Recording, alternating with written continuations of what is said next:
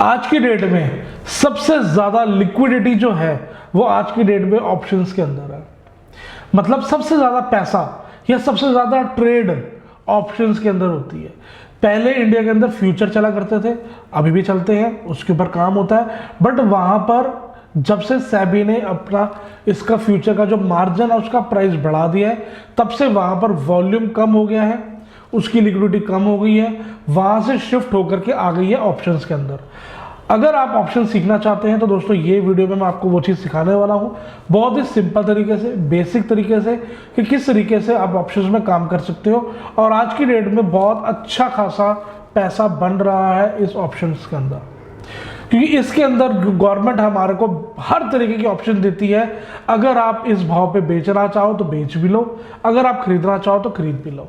आपकी जो एनालिसिस कह रही है गवर्नमेंट उसके साथ एग्री करती है और आपको सारे ऑप्शंस आपके पास खुले हैं। आपने जैसे उस चीज़ को सौदे करना है आप वैसे कर सकते हो। पहले क्या होता था दोस्तों कि निफ्टी और बैंक निफ्टी में मंथली एक्सपायरी आया करती थी, मतलब एक महीने का हमारे पास टाइम होता था कि जो भी आपने चीज़ खरीदी है या बेची है उसका सेटलमेंट होने के लिए हमारे पास एक महीने का टाइम हुआ करता था। बट गवर्नमेंट ने देखा जिस हिसाब से हमारा यहाँ पे रिटेल जो क्राउड है इंटरेस्ट दिखा रहा है, तो गवर्नमेंट ने इसको वीकली भी कर दिया और इसको बहुत ही सिंपल तरीके से आपको हर तरीके के ऑप्शंस दे दिए हैं। आप लेना चाहे ले भी सकते हैं, बेचना चाहे बेच भी सकते हैं। जिस भाव पे लेना चाहे उस भाव पे ले लो, जिस भाव पे बेचना चाहो उस भाव पे बेच दो। तो इस चक्कर में इसको नाम दिया गया ऑप्शंस। और अगर बात करें जाए अमेरिका की, वहाँ पर हमारे पास 6-6 महीने की एक्सपायरी है। 6 महीने का टाइम रहता है आपको उस जो आपने ट्रेड लिया है उसको सेटलमेंट होने का। बट हमारे यहाँ पे अभी सिर्फ 1 महीना है और वीकली है। अगर आप बैंक निफ्टी करते हो तो स्टॉक्स करते हो तो आज भी हमारे को 1 महीने की एक्सपायरी मिलती है सेटलमेंट करने के लिए। अगर आप फ्यूचर्स करते हो तो उसके अंदर भी हमारे को 1 महीना मिलता है। वहाँ पे ये आपको क्या कहते हैं उसको वीकली एक्सपायरी का, उसमें कोई चक्कर नहीं है। अब बात करते हैं कि जैसे आप कोई चीज़ सीखने जाते हैं तो कुछ ऐसे न्यू वर्ड्स हैं, नई चीज़ें हैं जो आपको शायद अभी नहीं पता।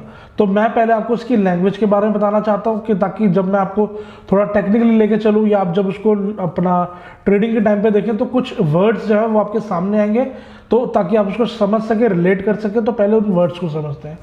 देखो दोस्तों, अगर कोई भी चीज़ का ट्रेड हो रहा है तो ट्रेड सिर्फ 2 जनों से होगा, अकेले से ट्रेड नहीं होगा। मतलब अगर कहीं पे कोई बायर है और वो चीज़ खरीदना चाह रहा है और कोई सेलर नहीं है तो वो खरीदा किससे, तो वो ट्रेड एग्जीक्यूट नहीं होगा। और अगर अकेला सेलर है, वो बेचना चाह रहा है पर बायर नहीं है तो वो भी ट्रेड नहीं होगा। तो हमेशा हमारे को दोनों की ज़रूरत है, जहाँ पर बायर्स भी हो और सेलर भी हो, तभी तो दोनों फोर्स लगाएंगे आपस में और तब जाकर के वो एक ट्रेड एग्जीक्यूट होगा। ठीक है। अगर कोई चीज़ बाय करते हो तो उसको हम एक तरीके से, अगर हम चार्ट की भाषा बोले या हम इसकी ट्रेडिंग की भाषा बोले, तो उसको हम एक लॉन्ग भी कहते हैं कि लॉन्ग करना, यहाँ से बुलिश करना, अपने आप को तेजी बनाना। तो ये सारे जो है ये ऊपर जाने के साइन है।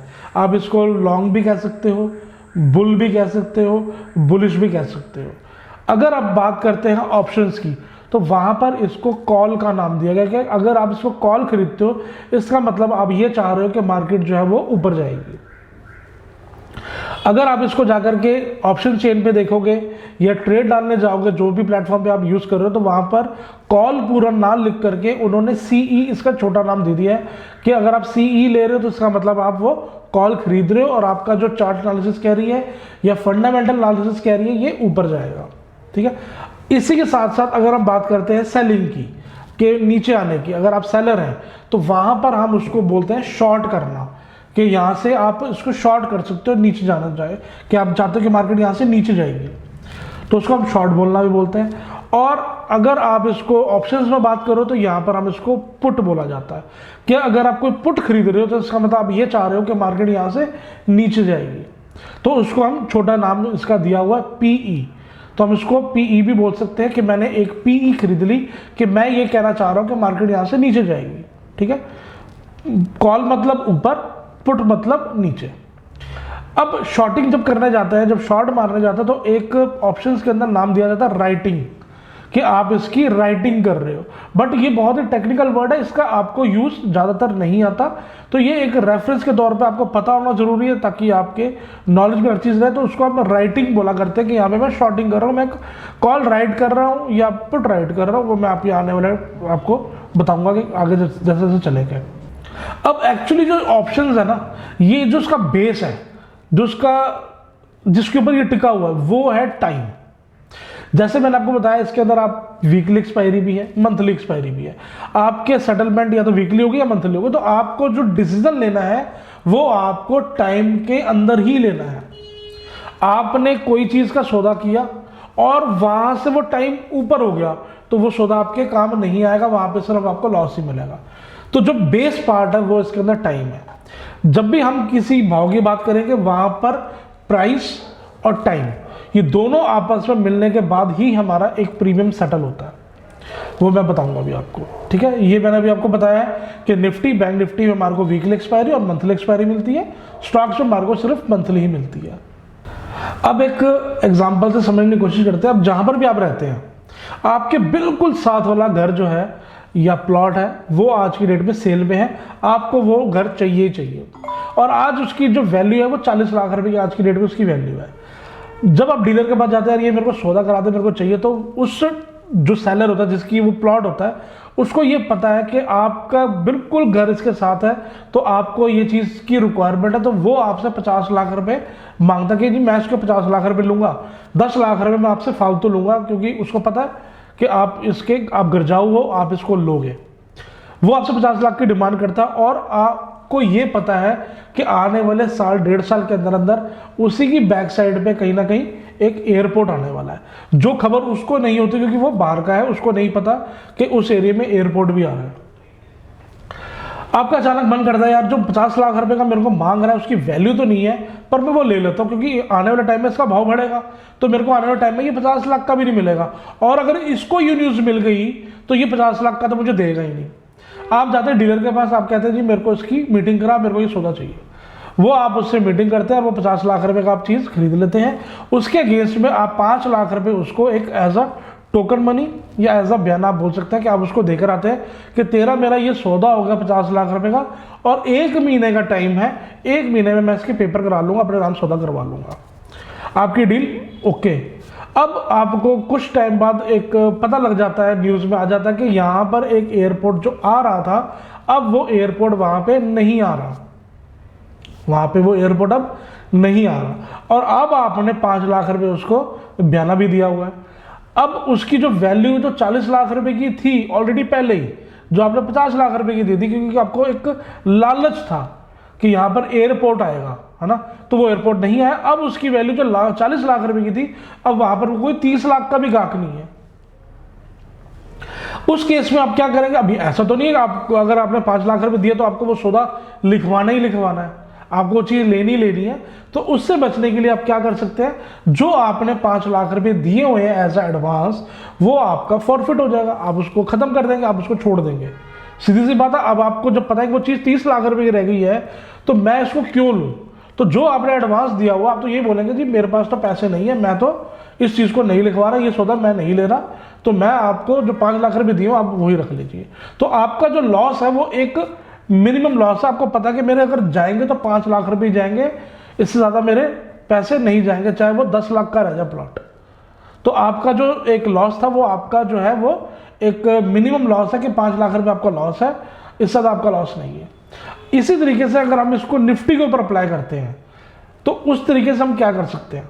अब यहां पर एक्चुअली जो गवर्नमेंट आपसे कॉन्ट्रैक्ट कर रही है ना, आपको चीज तो नहीं दे रही, तो यहां पर वो ये कहती है अगर आप इसको बेचना चाहें तो बेच भी सकते हैं, बट अगर आप घर की बात करें तो वो जो चीज आपके पास नहीं है तो आप उसको बेच तो सकते नहीं, क्योंकि वो चीज आपके पास नहीं है।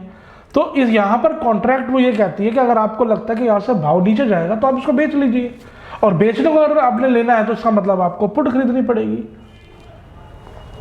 अब ये जो आप 15,000 रुपए का प्रीमियम जो नीचे लिखा हुआ रेट ये देख रहे हैं, ये एक प्रीमियम है, इसके अंदर प्राइस भी है और टाइम भी है। आपने एक 20,000 रुपए की निफ्टी खरीद ली, आपको लगता है यहां से 20,500 जाएगी, तो आप वहां पर कॉल को खरीद लेते हैं, कॉल को बाय कर लेते हैं। अब जब बाय कर लेते हैं, वहां आपने 15,000 रुपए दिए, 15,000 के अंदर आप ये समझ लीजिएगा कि 5,000 से मतलब सॉरी 7-7,500 रुपए के भी जो है वो हमारा प्राइस का पैसा है, और 7-7,500 रुपए ही हमारा टाइम का पैसा है। अगर ये प्राइस में ही एक्सपायरी होती है, 20,000 का भाव चल रहा है, अगर इसी पे एक्सपायरी होती तो आप ये समझिएगा कि आपका प्राइस वाइज तो नहीं नुकसान होगा, पर आपका टाइम वाइज जो टूट गया तब भी आपका भाव यहाँ से जो आपका 15,000 रुपये है ये आपके नीचे आ जाएंगे। अगर ये प्राइस 20,000 से उठ करके आ गया 17,000 एग्जाम्पल, ठीक है, तो वहां पर आपका जो प्रीमियम है 15,000 का एक आपका लॉस तय है। इससे ज़्यादा आपका लॉस नहीं होगा, चाहे निफ्टी 10,000 आ जाए, एग्जाम्पल दे रहा हूं मैं, चाहे यहाँ पे 10,000 आ जाए, पर आपको लॉस जो है वो 15,000 से ज़्यादा नहीं होगा, क्योंकि आपने इसको प्रीमियम दिया हुआ है। अगर आप भाव नीचे आ गए तो आप इसको छोड़ देंगे, तो गवर्नमेंट के पास ये फॉरफिट होगा एक तरीके से। इसी तरीके से आपको लगता है अगर मार्केट, मैं चाहता हूं कि यहां से मार्केट जो है 20,000 से ये 19,500 आएगी, तो मैं क्या करता हूं, इसकी पुट बाय कर लेता हूं, क्योंकि मार्केट मेरे को नीचे लग रहा है, और मार्केट आपके अपोजिट चली जाती है, मार्केट चली जाती है 21,000, तो वहां पर आपको जो 15,000 है ये 15,000 का आपको लॉस होगा, इससे ज़्यादा आपको लॉस नहीं होगा। तो जो लॉस आपका वो एक जगह पे स्टेबल है कि इससे ज़्यादा आपको लॉस नहीं होगा, यही आपका लॉस तय है, चाहे मार्केट कितनी भी ऊपर चली जाए। अगर आप चाहते हैं कि मैं 15,000 का मैंने प्रीमियम दिया हुआ है, मार्केट यहाँ से 100-200 पॉइंट ही नीचे आई है, मेरा स्टॉप लॉस करता है, तो गवर्नमेंट आपको खुली ऑप्शन देती है कि आपने जिस भाव में निकलना चाहो आप निकल सकते हो।